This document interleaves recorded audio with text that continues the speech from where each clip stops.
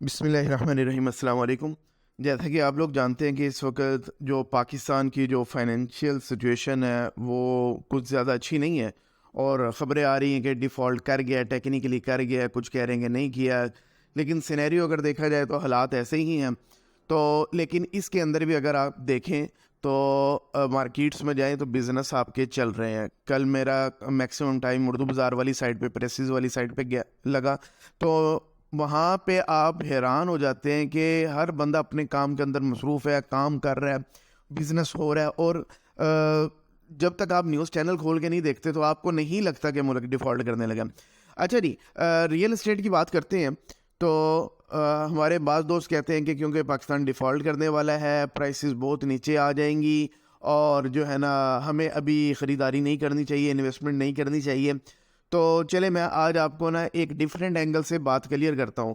इस सारे सिनेरियो का सबसे बड़ा जो बेनिफिशरी है, जिसको सबसे ज़्यादा फ़ायदा होगा ना, वो है ओवरसीज़ पाकिस्तानी। जो लोकल हैं उनको भी फ़ायदा है कहीं ना कहीं रियल एस्टेट में इन्वेस्टमेंट करने का, लेकिन सबसे ज़्यादा बेनिफिट जो है वो ओवरसीज़ पाकिस्तानी को है।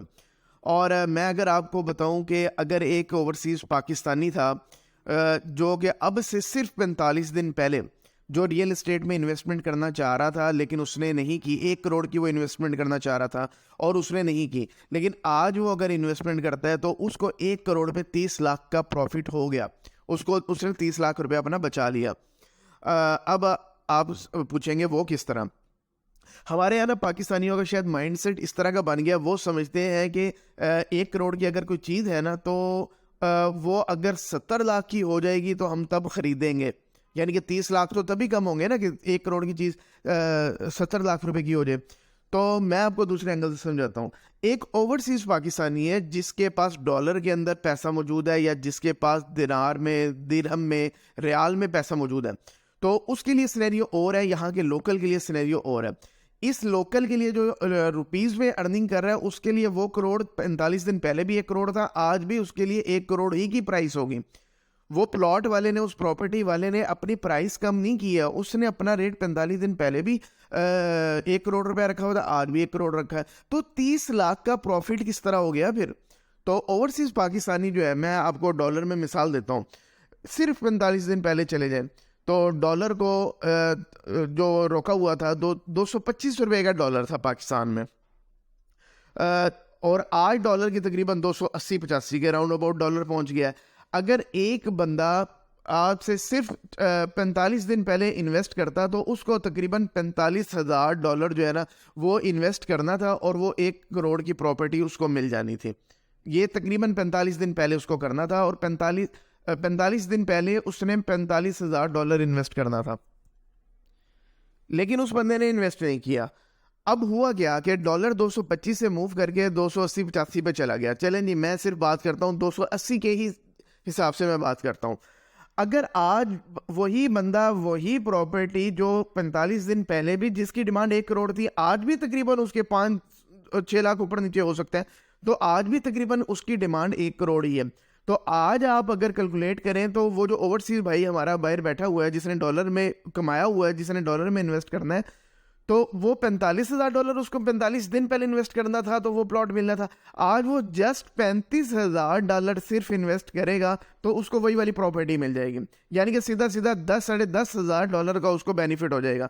आप इसकी ज़रा कैलकुलेशन तो करें, इसको ज़रा डॉलर के रेट से मल्टीप्लाई करें तो कितना निकलता है। $10,000 को आप ज़रा 10 से ज़रब दें, $10,000 को आप आज का जो 280-85 का रेट है इससे ज़रब दें तो तकरीबन ये 30 लाख के करीब अमाउंट आती है। यानी कि 45 दिन पहले उसको जो प्लॉट 1 करोड़ का मिल रहा था, आज उसको बेसिकली वो प्लॉट 70 लाख रुपए का मिल रहा है। लेकिन जो यहाँ पे हमारा पाकिस्तानी भाई बैठा था उसके लिए, क्योंकि उसकी अर्निंग रुपीज़ के अंदर ही है, तो उसके लिए कोई इतना ख़ास फ़र्क नहीं पड़ा। वो तब भी 1 करोड़ था, अब भी 1 करोड़ है। हाँ, इसकी तो वैल्यू मज़ीद डी वैल्यू हो गई है। इसका जो करोड़ था वो अब करोड़ नहीं रहा जो पाकिस्तान में बैठा हुआ था, क्यों? महंगाई हो गई, अब इसका पैसा और ज़्यादा डी वैल्यू हो गया। इसके लिए वो करोड़ का प्लॉट 1 करोड़ 10-15 लाख का हो गया। इसके लिए प्लॉट महंगा हो गया जो रुपीज़ में कमा रहा था, और जो बाहर बैठ के कमा रहा था उसके लिए प्लॉट सस्ता हो गया। अच्छा जी, दूसरी बात, लोगों का ये कॉन्सेप्ट है कि क्योंकि अभी मार्केट गिरी हुई है हमें इन्वेस्ट नहीं करना चाहिए। मैं कहता हूँ कि ये सबसे फजूल आइडिया जो ये लॉजिक देते हैं, क्योंकि सबसे बेस्ट टाइम वही होता है जब इस तरह के हालात होते हैं, जब स्टेबिलिटी होती है।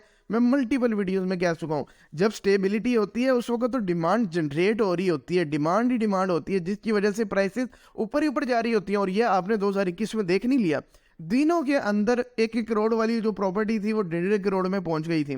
तो जब डिमांड होती है तो फिर तो चीज़ें ऑटोमेटिकली एक आम बंदे की रेंज से बाहर निकल जाती हैं फिर। तो ये टाइम है बाइंग का, और बाइंग अगर वो बंदा ओवरसीज में बैठा हुआ है तो उसके लिए बेस्ट ऑप्शन है कि वो इन्वेस्ट कर दे। क्यों? अब तो उसको चीज़ चीप यानी कि कोड़ियों के भाव उसको चीज़ मिल रही है करेंसी डिफरेंस की वजह से। और कल को क्या होगा, जैसे ही हालात थोड़े से रिवाइव होंगे, एकदम डिमांड जनरेट होगी और ये प्राइसेस शूट करके ऊपर चले जाएंगे, और वो दोनों साइड से प्रॉफिट ले भी सस्ती, और जब बेचेगा तो महंगी तरीन बेचेगा। अच्छा, मार्केट ऊपर क्यों जाएगी? वजह कि ऐसा क्या हो गया कि जी पाकिस्तान के तो हालात इतने वो हो गए हैं, ख़राब हो गए हैं, और लोग कह रहे हैं कि जी 10 साल तक तो प्रॉपर्टी उठेगी नहीं। भाई 10 साल तक प्रॉपर्टी क्यों नहीं उठेगी? वजह क्या? क्या लोगों ने घर बनाना छोड़ देने, प्लॉट लेना छोड़ देने, क्या आबादी बढ़ना छोड़ देनी है? पाकिस्तान के अंदर भी जो बंदा कमाता है ना, कोई बिजनेसमैन हो, जॉब होल्डर हो, कोई भी हो, उसका अल्टीमेट पर्पस क्या होता है?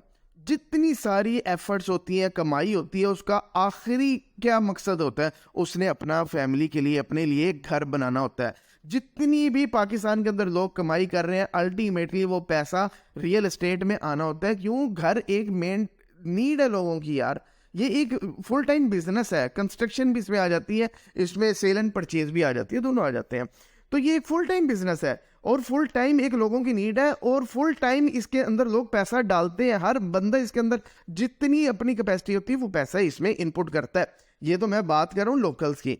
और जो बंदा ओवरसीज में बैठा है, अब लास्ट ईयर तकरीबन 8 लाख लोग पाकिस्तान से बाहर चले गए हैं, और ये उस वक्त की स्टैट है जिन्होंने 2021 में ट्राइयाँ की और 22 के अंदर तकरीबन वो निकल गए। ये उसके मिड तक की स्टैट है। अभी जो 22 के हालात हैं और जिस तरह लोग तेज़ी से मुल्क से बाहर जा रहे हैं, तो मुझे तो लगता है कि शायद अगले साल की जो स्टैट आएगी, यानी कि जो 22 और 23 के पहले 6 महीने में जो निकलेंगे लोग, वो तकरीबन 20 से 25 लाख भी 20-25 लाख शायद क्रॉस कर देंगे लोग। और जब इतनी बड़े अमाउंट लोगों की निकलेगी तो वो वहाँ जाके क्या करेगी? ज़्यादातर हमारा जो बंदा जाता है ना, वो लेबर क्लास जाता है, और पाकिस्तान में जो ज़्यादा पैसा भी भेजता है ना, वो लेबर तबका भेजता है। जो एग्जेक्टिव पोस्टों पे चले जाते हैं वो कोशिश करते हैं फैमिली भी वहीं सेटल कर लेते हैं, वो पैसा वहीं इन्वेस्ट करते हैं। लेकिन जो हमारा लेबर क्लास है, जो कि बहुत बड़ी है, तो वो क्या करती है? वो बेचारे अकेले जाते हैं, वो फैमिलियाँ भी वहाँ नहीं बुलाते। उनका अल्टीमेट मकसद होता है कि वहाँ से पैसा कमा के पाकिस्तान भेजेंगे। पाकिस्तान के अंदर वो पैसा एक तो फैमिली को रन करते हैं, दूसरा क्या करते हैं? वो प्रॉपर्टी में लगाते हैं, घर बनाते हैं, अपना स्टैंडर्ड ऑफ लिविंग जो है उसको वो अच्छा करते हैं। तो 8 लाख अभी बंदा बाहर गया है, 20-25 लाख मजीद बंदा बाहर जाएगा, और मैक्सिमम ये लेबर होगी।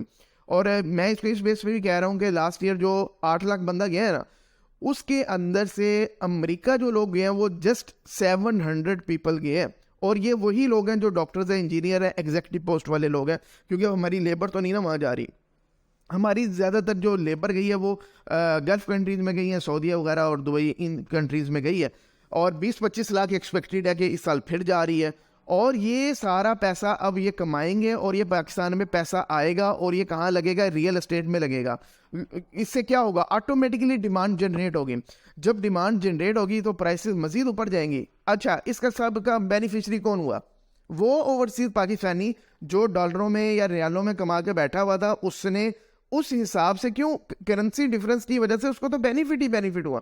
सस्ती प्रॉपर्टी ली, और साल के बाद, 1.5 साल के बाद जब एकदम से हालात थोड़े बेहतर भी होने हैं और डिमांड एकदम से जनरेट जब होनी है, क्योंकि लोगों की नीड है ये, तो वो प्राइसेस ऊपर निकल जाएंगी। अब उस बंदे ने अच्छे टाइम पे बाइंग की हुई थी, और वो बैठ के अब खा रहा होगा, और उसको कोई मसला नहीं होगा। वो आप में से लोग होंगे जो 1.5 साल पहले आपकी कैटेगरी में थे, अब वो करोड़पति लोग बन चुके होंगे, और आप उनकी एग्जाम्पलें दे रहे होंगे। ये एग्जाम्पल आप भी बन सकते हैं। थोड़ा सा आपको वाइजली डिसीजन लेना है, चीज़ों को समझना है, और इस तरह के नेगेटिव लोगों से बचना है जो कहते हैं कि 10 साल के लिए क्रैश होगी। भाई 10 साल के लिए तब क्रैश होगी ना जब आबादी बढ़ना बंद हो जाएगी, या लोग कमाना बंद कर देंगे। ओवरसीज में लोग जा रहे हैं ना, पैसा कमा रहे हैं, टिम हॉर्टन चल रहा है ना, लोगों की लाइनें लगी हुई हैं, कौन सा बिजनेस बंद हो रहा है? लोग भाई खर्चा कर रहे हैं, जिनके पास पैसा है ना उनके लिए कोई महंगाई नहीं है, उन्होंने कल को भी चीज़ें खरीदनी है। इसलिए ऐसे लोगों की बातों में आपने नहीं आना, आपने अपना और अपनी फैमिली का खुद ही सोचना है, तो वाइजली डिसीजन लेना है। तो मेरी ओवरसीज़ भाइयों से रिक्वेस्ट है कि वो वाइजली डिसीजन यही है कि वो जो है पाकिस्तान के अंदर इन्वेस्ट करें, रियल एस्टेट में करें। और अगर 1 करोड़ की चीज़ 90 में कोई नहीं बेच रहा ना, तो आप 1 करोड़ की उठा ले, क्यों, आपको तो फिर भी बेनिफिट ही बेनिफिट है भाई। ऐसे कभी नहीं होगा कि 1 करोड़ वाला जी आपको 70 लाख की दे देगा। एक लेवल होता है, उससे नीचे कोई भी अपनी चीज़ नहीं बेचता। इल्ला ये कि कोई हज़ारों में एक बंदा कोई इतना ही मजबूर कोई आ गया तो वो निकाल दे, वो अलग चीज़ है। लेकिन कोई भी शौकिया उसमें नहीं बेचेगा कि करोड़ की चीज़ वो 70 में निकाल के चला जाए, ऐसा नहीं होगा। लेकिन करेंसी डिफरेंस की वजह से यही करोड़ की चीज़ आपको 70 की मिल रही है। ठीक है, उम्मीद है कि आपको वीडियो पसंद आई होगी। कोई क्वेश्चन हो तो आप हमें कमेंट कर सकते हैं। Thank you very much.